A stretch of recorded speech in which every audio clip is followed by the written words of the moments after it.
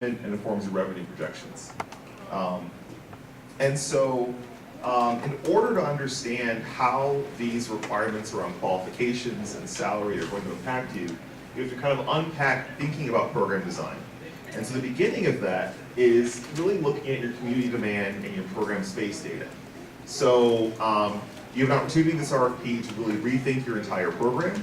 And so the starting point is, well, how many classrooms do you have, right? Like we can't, tack on a room on the side. Maybe you can, I don't know. But most of us, most programs can't really tack on a room on the side. So you've got finite amount of space, finite capacity. You have community demand that's telling you who to serve, whether you're serving 0 to 3, 3 to 5, et cetera. That informs your classroom and grouping plan, and that informs your staffing model. And so based on this, you're going to be able to figure out how do you meet the demand in your community? How many classrooms of each program type, of each funding stream type will you have? Should you take on partners? Should you take on family child care homes? How will you staff and resource those components of your work?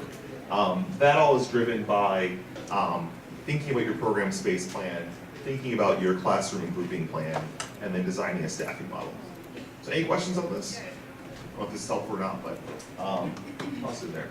And I wanted an excuse to use the gears. Like I never get to use this, so finally got to use it. So, in designing your workforce plan, the first place to start is thinking about your current state. So what is currently happening in your program? What does your program currently look like? And that's going to really inform what needs to change, what needs to improve and grow. So how will your classroom and group plan change? So are you going to be adding services for kids under 3? Are you adding home visiting? Are you adding new family support staff? So now it's 1 to 34, right? So if you've been running at 1 to 50, 1 to 60, 1 to something higher, now you need to add some additional staff who need to meet new qualifications. And do you have the staff that you need? So really developing a survey of who you have now. And mapping out, okay, who's in school that can get level 4 by 2024? Who's not willing to go back to school? Who's just starting out, a parent you hired as a bus monitor who's really eager about this field? Who do you have now? Who has the right credentials? Do you have some level 5 teachers, some Pell teachers? So make sure they're going to stay. Do you have enough staff to meet the plan? Who can you grow? Who can you support? And that's going to inform who you need to hire and who you need to plan for. And so if not, do you have a plan to get there? Because in the RFP, it's not going to be enough to say, yeah, 2024 is a long way off, we'll make it. You really need to think about your plan and make sure you have a clear plan. Questions on this?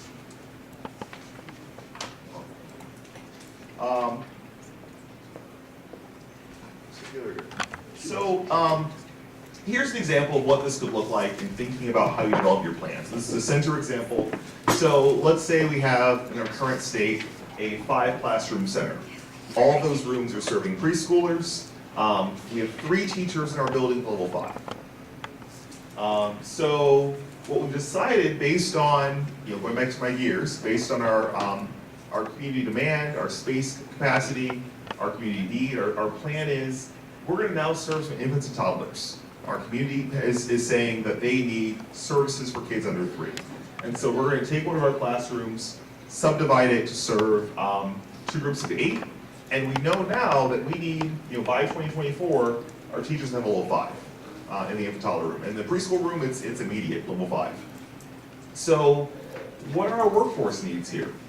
We need to hire a teacher who has a Pell or ECE 5.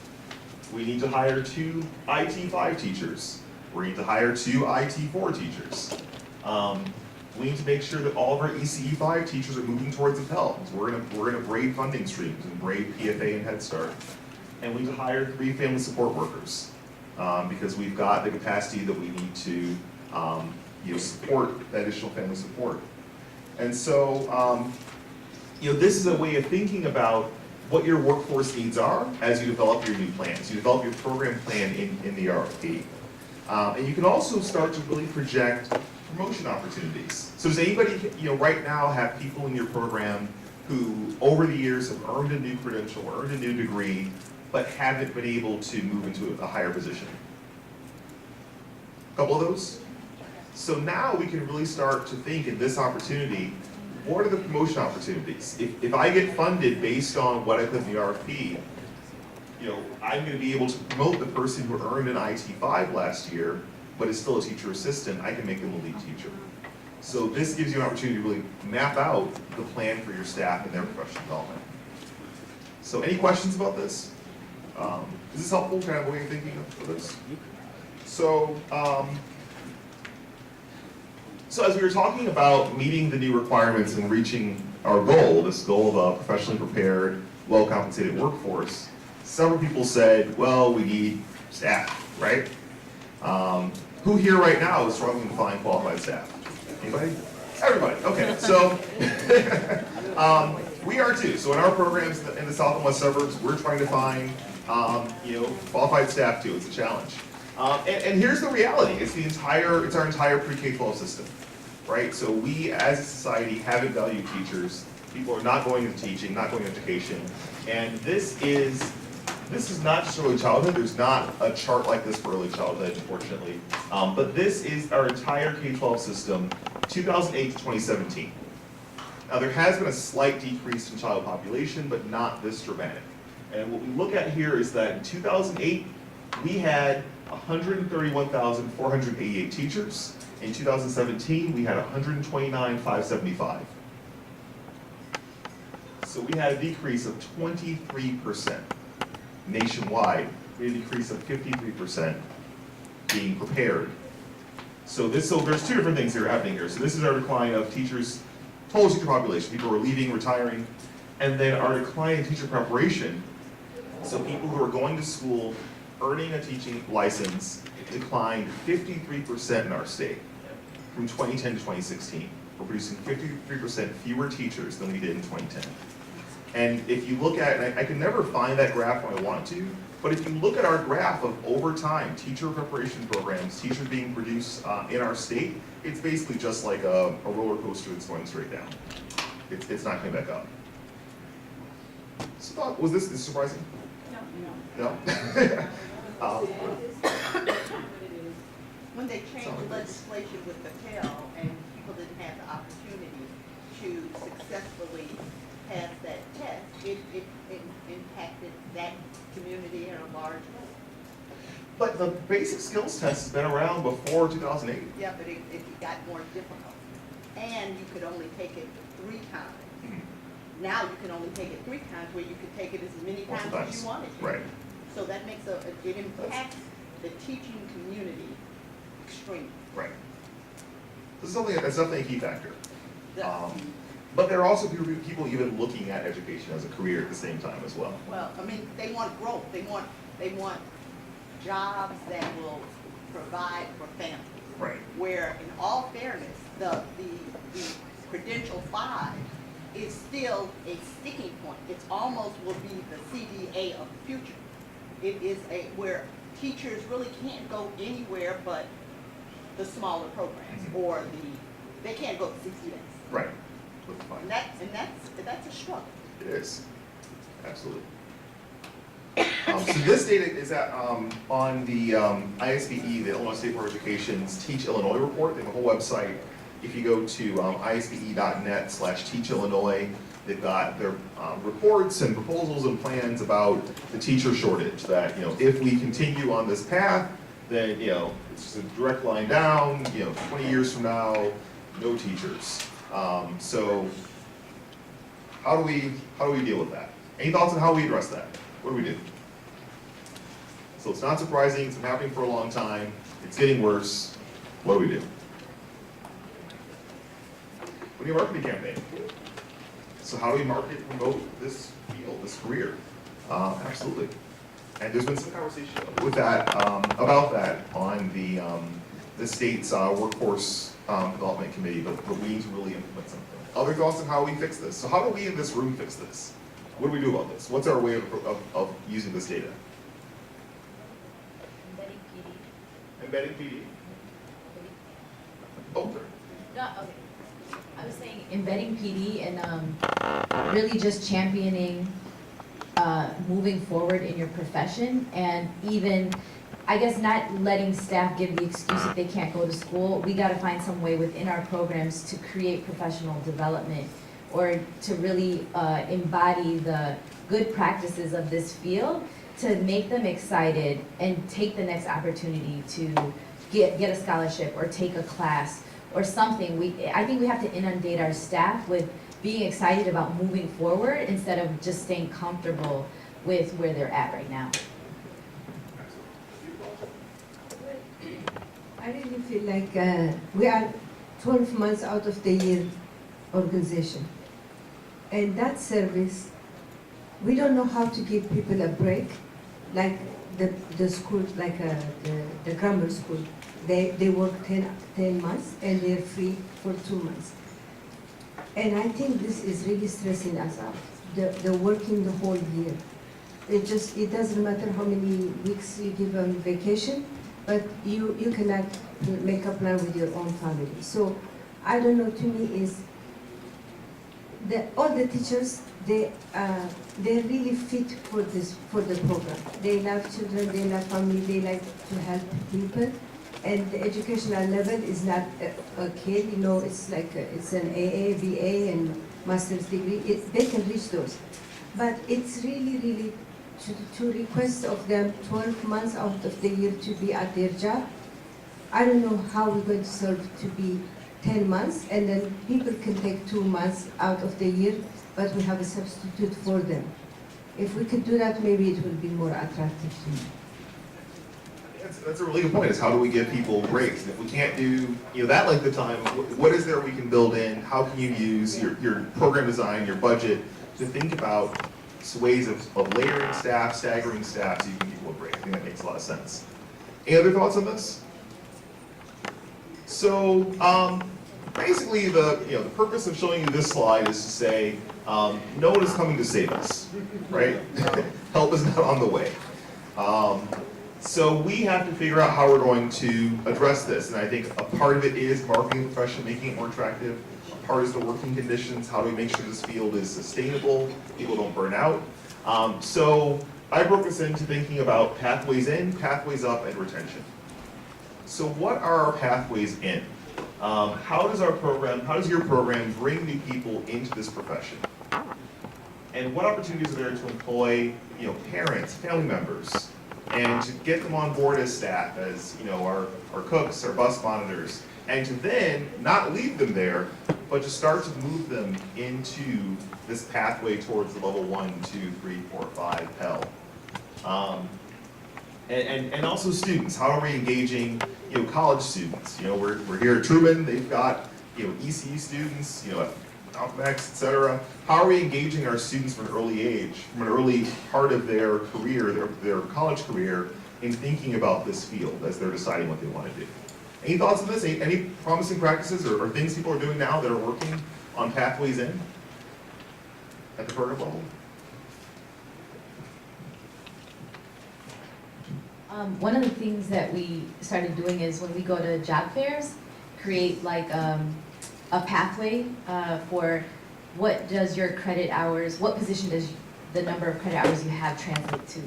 And so kind of giving them, like educating them at the outset of, oh, if you have 15 credits, this will qualify you here. Or if you have an AA, well then you have these options open to you. And I realized that a lot of students don't realize what their college credits do for them in the field. So that's what we started handing that out to people who come by our table to kind of educate them on their options coming in. Yeah.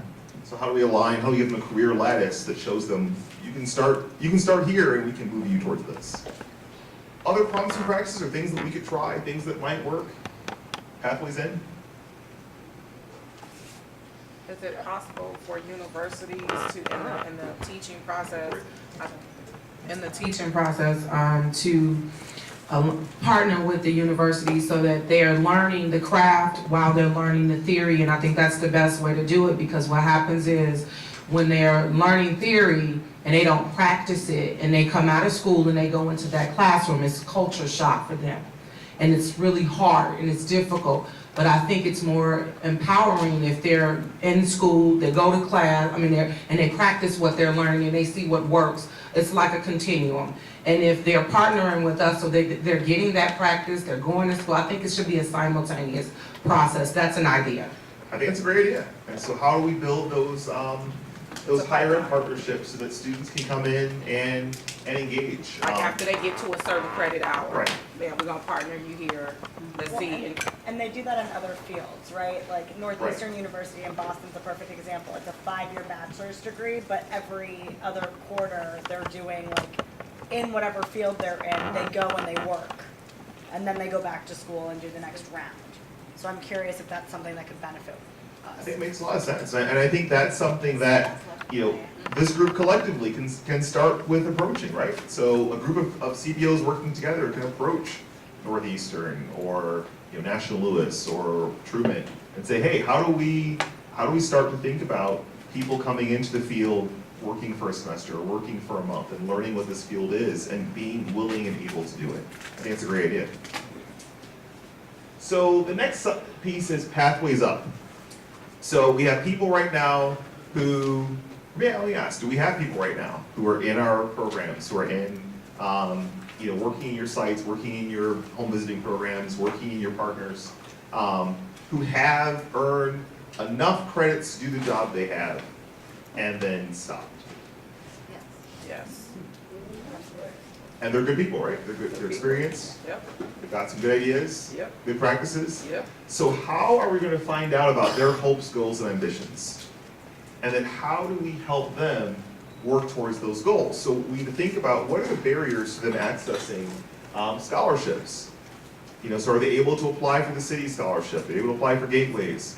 If they enroll in classes, do we have the flexibility in our programs to say, yeah, you can come in, at 11 on Tuesdays, so you can take your, child development course. Do we have flexibility for them to support them? And then do we have a support system for them?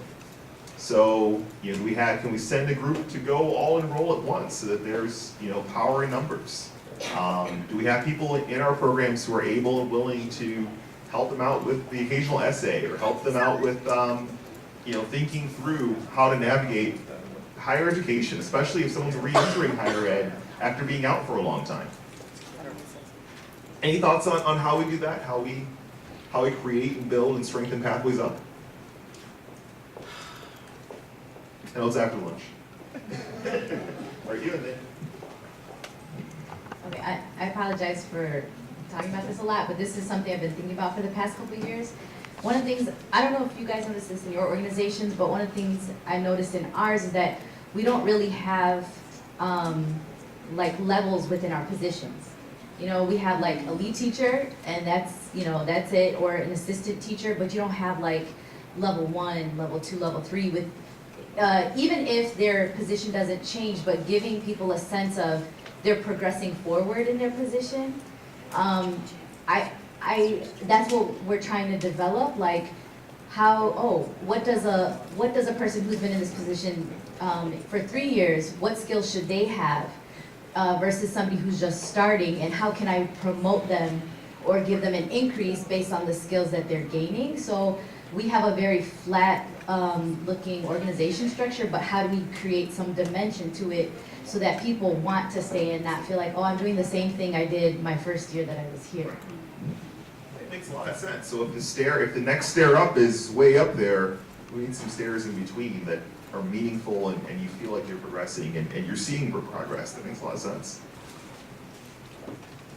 I think also really emphasizing the individualization of those professional development plans and working with the teachers. We have, you mentioned that teacher who has a lot of experience and really has great practice, but is not willing to go back to school because in the salary scales, even at the next learning, they say, well, it's not worth it for me to do that for 75 cents an hour raise, and especially if they're towards the end of their career. That's where we find where it's like, wow, how do we really encourage these people to take that next step or to feel valued in their current position with the industry that's changing so much. Right. And I think, what was that? And I was gonna say, or they're comfortable where they are and they don't wanna go further than that. Being a teacher assistant is fine with them, that's good with them. And that's what, and there's no talking them out of that. And I think that's fine. And that we is need- fine, if And that's we what need you good want teacher for you. assistants. And I think your point, what was your name again? Annette. So your point was really, really valuable there, I think, is that, okay, so you're a teacher assistant. What new skills can you gain? Can you be our teacher assistant who's our social emotional expert? Can you be our teacher assistant who, goes out and learns about new literacy practices and comes back and you get a couple extra dollars for that? How do we help people proceed from where they are to wherever it is they want to go? No one wants to stay perfectly flat, right? No one wants to stay exactly where they are. Maybe I was to say a few people do. few people, not most, and especially not in our field. You're in education, right? We're not in our field, and I think the salary minimums help us with that, building a salary scale that moves people along. Sean, did you have yeah? I did. I just wanted to say, organizations that I used to run, we did, in addition to the salary scale, we would bump people up for so many years just because of loyalty. And so if you can't do that, you can't raise salaries, even though bonuses do occur for taxes, that's something you should think about as well. Like, it's one thing to, give someone a card because they've hit their 3-year anniversary, but it's another thing to give them $500. So, to really be thinking creatively about what can you do within the confines of your budget, because it does show that you value them, and it helps increase those growth. Absolutely. And I saw a thought here as well. I was just thinking that another thing that is kind of missing in this field is mentorships. We don't mentor the new ones that's coming up, although we may want to promote them. Like if you came in as like a health aide, okay, let's go to get an education to be a family advocate or whatever. We don't really do a mentorship to say, okay, this is how you do, like if you're a teacher that's been here for 20 years, mentoring a teacher that just came in and say, this is how, you can be the best teacher or whatever. At every position, we don't mentor to have the next generation come up and, continue it going up. Right. I think that's a really good point. And I think, thinking about people who are at this mastery level, so, the people who have been with us 20 years, who have been, working in this field for a long time, how can we retain them? Maybe it's that part of their job is mentoring, that people can really feel renewed and refreshed by that. And we say, all right, you're a teacher, but you're also a mentor for 25% of your time, and we value that time, and we compensate for that time in a different way. And maybe we send you to conferences to talk about mentoring and to learn more. I think that's a really important piece, because if we're not mentoring, then teachers in that survival stage who are really struggling are going to say, you know what, that's enough of this. I'm going to go be anything else. So I think that's a really important point. So. And then retention. So we talked a lot about retention. How do we get them to stay as they move up? Because I think every once in a while you hear someone say, "Well, if they go back to school, then they'll leave." Has anyone ever heard somebody say that? Oh, yeah. What kind of sense does that make, right? Like, it doesn't help us at all if they stay and they don't learn anything. So how are we going to incentivize them to stay as they learn, as they're learning? How are we going to help them stay incentivized? And what role is our salary scale playing in that? So those are things to consider. And I think we talked a lot about higher ed as well. So thinking about, so how do we currently partner with higher ed institutions? So what higher ed institutions are in your community or in your area that your students are attending, that your staff are currently attending or would be interested in attending? How do you increase and improve partnerships? So we talked about student teaching or different ways of doing that. The 5th-year bachelor's idea I liked. Practical experiences, career fairs, internships, shadowing. So I'll give my own personal example. So neither of my degrees are early childhood. My degrees are English literature. And so I ended up in this field through Teach for America. Before that, I did not know early childhood existed, period. So Teach for America at the time was just starting doing early childhood in Chicago. This was 2007. And so I was in their first group, And so there were like 20-something of us. And so the way TFA does it is they have you ranked, do you want to teach elementary school, middle school, secondary school, and there was a checkbox, check if you're willing to teach early childhood. And so all of us who checked that box were placed as early childhood teachers. 2 of us knew what early childhood was. The rest of us thought, oh, kindergarten? So it's yeah, it was a special 2 years. When we say it was an interesting 2 years. It was good, but it was an interesting 2 years. So, there are people who are making it through their careers, through high school, through college, not knowing our field exists. So how are we going to think about ways that we can partner in career fairs and internships and volunteering to get people familiar with our field and get people familiar with the idea that our field is a valuable one, that it compensates well, there are opportunities for growth, and that it's rewarding. So we need to think about that. And the same with student teachers. So even the students who have already committed to this field, how do we make sure it's meaningful, that they're learning what they need to learn as they're here? So any thoughts on that? We All right. partner with our party, and as the young lady said, usually we get students at the end, where it would be a much better experience, I think, for them, where they come in for observation. That's Right. not the issue.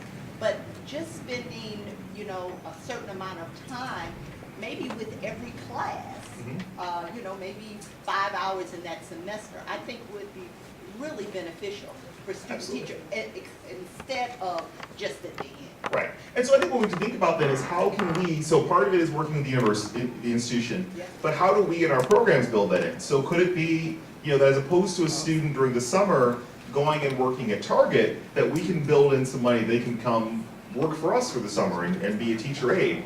What are the opportunities that we have to create those partnerships and get people in? I think we need to think about, and I think this RP gives us a chance to think about. How am I doing on time? Do I end at 2? I end at 2. Great, all right, lots of time. So, I don't know if I need it all, but lots of time. So, the other thing here is the Chicago Early Learning Workforce Scholarship. Everyone's heard about this? So, my understanding is that these weren't all used the prior year, that there were people who didn't take advantage of them. They don't know about it. No, they know, They don't want to do it. Why not? Life, family obligations, they're not in the mindset to commit to it. A lot of personal, we have, I mean, what we're learning is that our staff need mental health therapy and all of those things. And I'm serious, it's a thing. It's, your office becomes a couch. Right. So they have so many issues and things and challenges that they're going through in their own personal lives that they can't do that. And if you're not right, you're not going to be successful because you're not in the right space in your life to make that level of commitment. So a lot of them will tell you, I can't make that commitment. Some of them, husbands said, you can't do that. It's a lot of variances of reasons why. I wish I would have had that opportunity 20-some years ago because I've sold my soul to Sally Mae. And they ain't gonna never get all that money back. Not while I work in this field.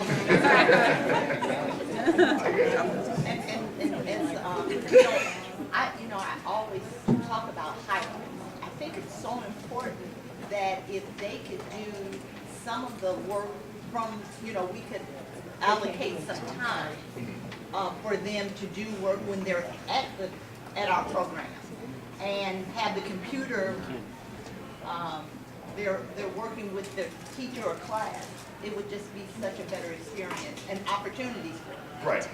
So so thinking about like online courses, right? So if someone signs for an online course, can they do part of it, on their break, and we give them an hour to do a little bit more?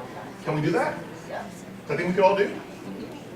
We can build some time, we can build in a floating teacher to help us in our RP, and we can make that time available. I think that's something we can do. Yep. I think, your point is about the situations that come in that people are struggling with is real. And so if we go back to thinking about working conditions and compensation, including benefits, I know in our agency we have EAP. Yeah, we do too. Is there a way to direct people there? Or what else? And thinking about what else is there people need that we can change the benefits. So if EAP isn't getting it, what do we need?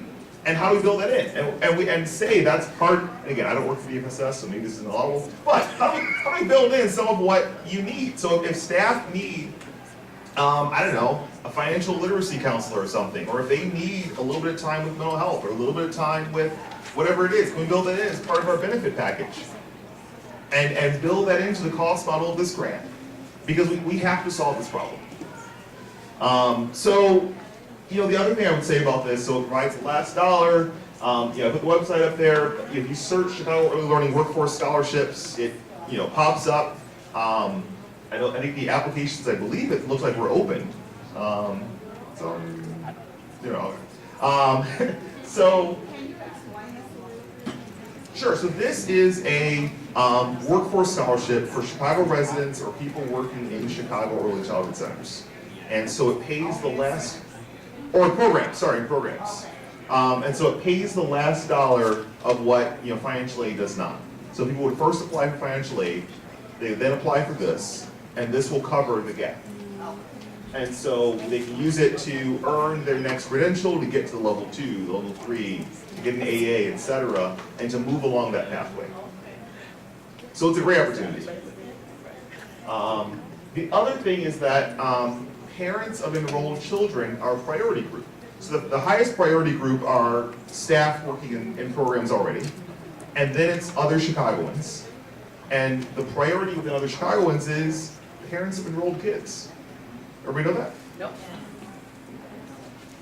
So if we can get some of our parents to sign up and go take Child Development 101, and Child Development 102, and come start as a teacher aide, and then they're on the pathway, and we've added a pathway in. And we've helped parents who we want to help find careers and generate income, right? Yeah. So take advantage of this. Okay. So the other piece of this is PD planning, and I think everybody knows this, but the higher education system is not easy to navigate.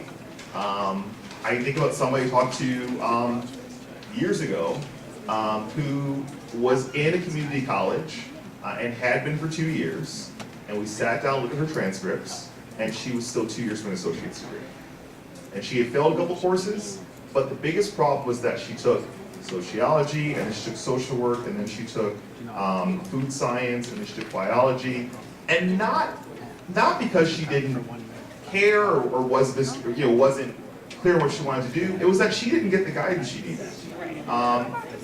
And so not to put down any guidance system, but people do fall through the cracks. And so what we have to do in our programs is make sure that our staff don't fall through the cracks when we bring them into the system. And so the advising is going to be important. And so part of the question is, who in your program, if we're going to move people through pathways up, who in your program is responsible for helping people achieve their educational goals? Who's going to sit down with the people in your program, with your staff, with your teacher assistants, with your cook, with your program aide? Who's going to sit down with them and say, all right, you took 4 classes, here's where you are, you want to get an associate's degree, let's plan out your schedule, let's figure out where you need to get to next. So one of the things that came up about the workforce scholarships was that people were applying for the scholarship and they were thinking that they were further along in their education than they actually were. And so they were thinking they were ready to go into a 4-year institution. And they would fill out the paperwork, to go through the whole process, and then get to the end, and the 4-year institution would say, nope, you gotta go finish this course and this course.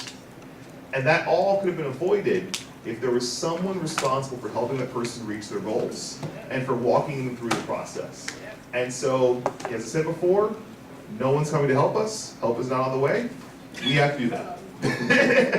So who's going to be responsible for that? Who's going to be responsible for goal setting, looking at transcripts, discussing program options, helping people apply for scholarships, helping them figure out what flexibility they need, helping them figure out, all right, you know what?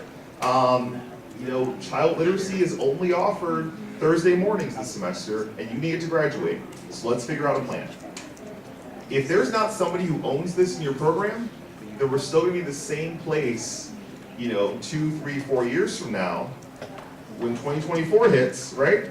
We'll be in the same place not having the staff we need. So it's important that you put this responsibility in your program, that someone owns it, and that you map out how people are going to make it through to the next place they need to be. Questions on this? Does anyone have somebody in your program who does this, whose job this is? You do? So it works. So I think that's something to make sure you do. I'm kind of winding up here. So the next thing about it is action plans. So, as I mentioned, for a couple positions, you have some flexibility, right? You've got until 2023, 2024, to be able to get people to their next credential to meet the requirements. So the RFP says you have until this amount of time, but demonstrate your plan. What's important is that if you're going to have a plan, if you're going to say, I'm not there yet, but I'm getting there, it's critical that you have a plan that is clear, time-bound, and accountable. Because what you don't want to happen is that 2024 arrives, and you look at your staff, and you still need a whole bunch of people. And it's important as well, I think, in terms of being able to convince the readers of this proposal that you have a plan and that you know what needs to come next. So clear who's going to reach the goal. So, is it Jane, teacher assistant, is going to earn her BA, get her level 5? Great. Who is it? What steps are they taking? She's enrolled in National Louis. Great. What next step are they taking? She's going to sign up for classes. And someone's going to help her make sure that she's taking the classes she needs and not getting lost in a detour in anthropology, right? And then time-bound. What's the status, right? So semester starts in the fall. Next milestone, she shows up for class. When will the plan be completed? She'll be done with her BA in 2023. Great. And then accountable. How will progress be monitored? How are we going to make sure she's making progress towards her goal? Who's responsible? Is the education coordinator is going to follow up with her every quarter, see how she's doing, see if she needs support, help her find, help her think about going to the writing center. I mean, how many people we had who struggled with that English 101 course, right? And didn't know their college had a writing center that would support them with that. So who in your program is going to make sure they get to that goal? Make sure that when they're feeling like they're ready to quit and go become a vet assistant or something, that they stay in our field, that they get past the barrier. And then what happens if it's not met? What are the next steps? What are the supports? And then also what are the consequences? But hopefully, what are the supports that you can offer? So as you're designing your plans, make sure that they're clear, time-bound, accountable. If you think you're going to be a plan in your proposal that gives you a bridge to when the deadline is. And then kind of the last thing here is thinking about partners. So how many of you have partner sites or family childcare homes? A couple? So remember, your partners are extensions of yourselves. The RFP is very clear about that. It says that partners are equal voices as service providers in the community as you, the delegate. And they need to have the same qualifications and the same salary minimums that you have. And ultimately, if we're going to get towards quality, a lot of kids in the city are in partner sites, right? A lot of kids in the city are in family childcare. And so building those same supports, working conditions, salary structures in our partners is critical if we're going to move towards success. How are you going to ensure that your partners align to your values on compensation, professional development, and human resources? So if people working at your partner sites, they show up for work and they've got a problem with their supervisors nowhere to go to, that doesn't reflect your values, right? If their salary structure says, oh, hey, you got your bachelor's degree, here's 25 cents. That doesn't reflect your values, I would hope, right? So it's critical that your partners are aligned to your values and your beliefs. And then your budget support to your partner needs to reflect these expectations. So you can't give somebody $1 and tell them to make $5 out of it. Your budget has to reflect what they need. Questions on this? All right, so just kind of a quick reflection. I know, what questions do you have? And I would love to hear as well, and Shoshana would, what additional technical assistance or support around designing a staffing model and planning for your staffing would be helpful. Any thoughts on that? Yeah.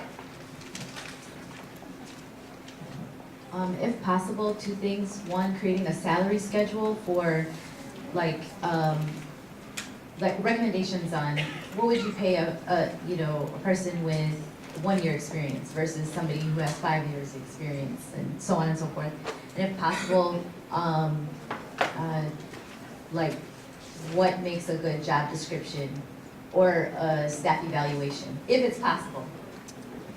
Okay, so model staff evaluations, model job descriptions, model salary schedules, so we can evaluate if we're able to do those things. Those are your points. Okay, did you? Oh, okay. Anything else that would be helpful in terms of technical assistance or support? Or any general thoughts, reflection questions, reflection ideas?